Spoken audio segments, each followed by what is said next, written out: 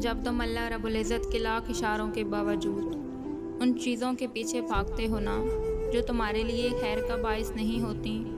تو پھر رونا اور سسکنا تمہارا مقدر بن جاتا ہے۔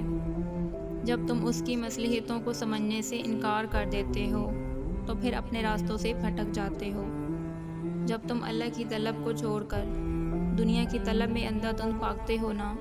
تو پھر اللہ رب العزت تمہیں خود سے لا طلب کر دیتا ہے، اور پھر جسے اللہ اس کے حال پہ چھوڑ دینا تو بے سکونی و بے قراری اس کی روح کا حصہ بن جاتی ہے۔ پھر ہزاروں رنگین محفلوں میں بھی، کروڑوں لوگوں کے ہجوم میں بھی